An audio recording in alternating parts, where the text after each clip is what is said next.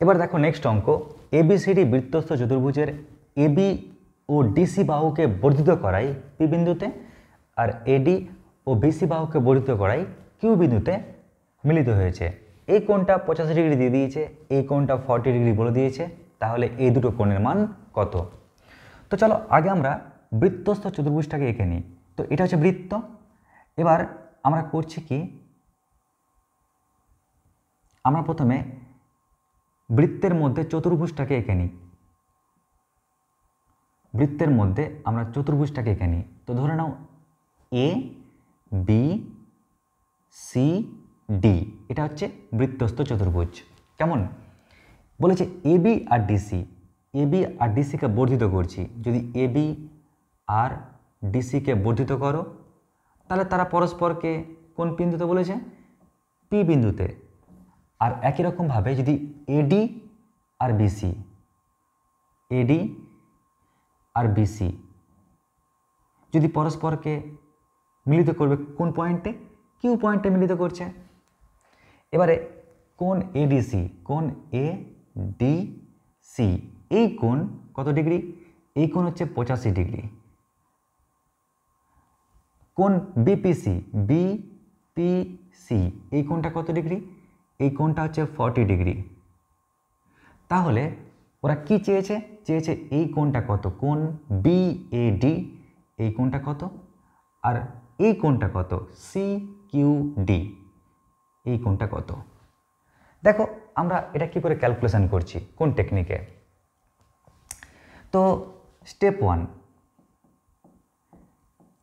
One তোমাদের একটা জিনিস আগে বলি। দেখো ধরে নাও এটা একটা বৃত্তস্থ চতুর্ভুজ। কোনটা? ধরে নাও এটা একটা বৃত্তস্থ চতুর্ভুজ। কেমন? এটা একটা বৃত্তস্থ চতুর্ভুজ। তো মাথায় রাখবে, আমি যদি এই বাহুটাকে বর্ধিত করি তাহলে এই বহিস্থ কোণ না অল টাইম এই কোণটার সঙ্গে সমান হয়। যেমন অল টাইম, তার মানে কি এই কোণটা সমান বহিস্থ এই কোণ, কিংবা বহিস্থ এই কোণ সমান এই কোণ, অল টাইম কিন্তু সমান হয়। তাহলে দেখো তো একটা জিনিস, এটা একটা কি? এটা একটা বৃত্তস্থ চতুর্ভুজ না? তো বৃত্তস্থ চতুর্ভুজের ক্ষেত্রে লক্ষ্য করো এই কোণটা কার সঙ্গে সমান হবে? যেহেতু এটা বৃত্তস্থ কোণ রয়েছে, তাই আমরা বহিস্থ কোণ খুঁজব। তাহলে ওর অপোজিট কোণ, যেমন ওর অপোজিট কোণ এটা, আর ওর বহিস্থ কোণ কোনটা? এটা। তো ঠিক একই রকম ওর অপোজিট কোণ এটা, আর ওর বহিস্থ কোণ এটা। তার মানে এই কোণটার সঙ্গে এই কোণটা সমান হবে 85 ডিগ্রি। কেমন? তাহলে আমরা কী লিখবো এখানে? আমরা লিখব যে অ্যাঙ্গেল এ ডি সি বা CDA, angle A D C, এটা ইকুয়াল টু বহিস্থ কোণ কি বলতো? পিবিসি। কেমন? এই কোণটার সঙ্গে সমান হবে। এই যে এই থট দিয়ে বললাম। আর যদি সমান হয় তাহলে আমি তো জানি যে অ্যাঙ্গেল এডিসি কত? 85 ডিগ্রি।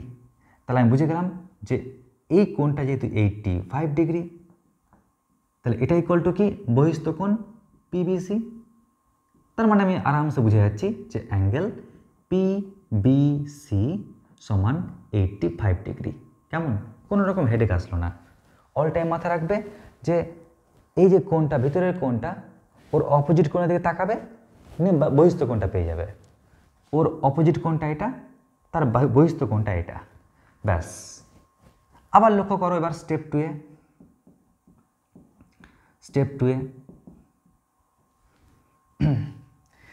টু এর ক্ষেত্রে দেখো, যখনই আমি এই কোণটা পেয়ে গেলাম, ক্লিয়ার? এই কোণটা পেয়ে গেলাম, এই কোণটাও জানা, তো ঠিক আমি কিন্তু এই কোণটা পেয়ে যাব। স্যার এই কোণটা কেমন করে পাবেন? তো দেখো এই স্টেপ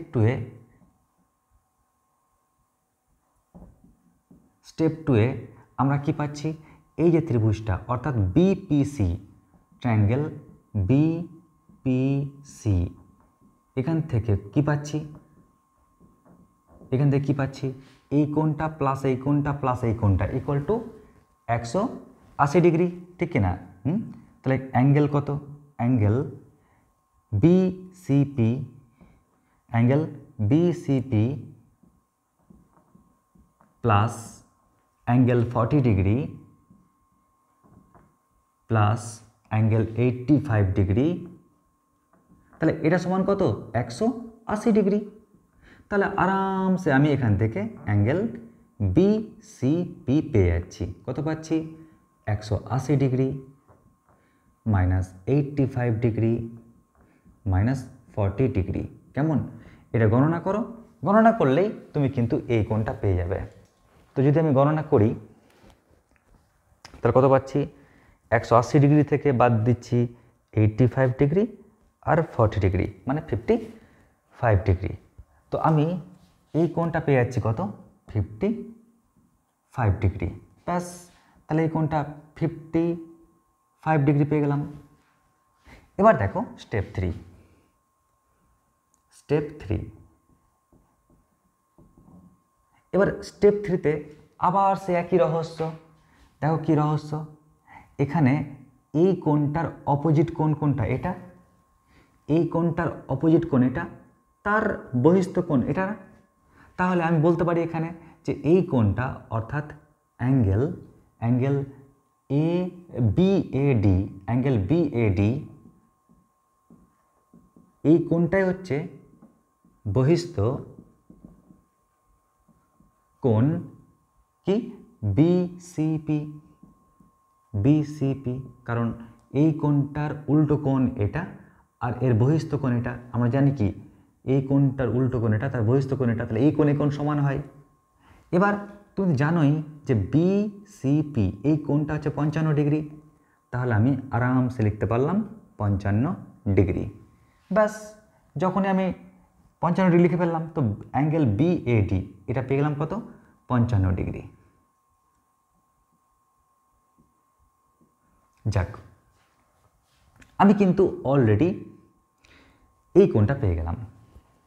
এবার আমাকে পেতে হবে কোন অ্যাঙ্গেল? এই কোণটা পেতে হবে।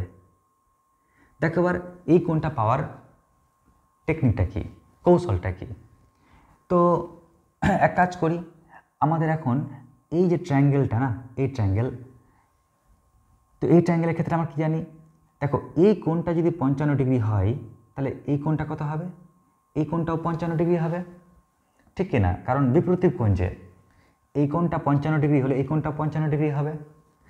আর আমরা জানি কি বহিস্থ কোণ সমান অন্তস্থ বিপরীত কোণ দ্বয়ের সমষ্টির সমান হয়। তাহলে আমরা কাজ করি স্টেপ 4-এ আমরা কি পাচ্ছি? এই কোণটা অর্থাৎ অ্যাঙ্গেল কিউসিডি, এটা হচ্ছে কত ডিগ্রি? এটা হচ্ছে বিপ্রতীপ কোণ বিসিপি অর্থাৎ 55 ডিগ্রি। ঠিক আছে, তাহলে স্টেপ 5-এ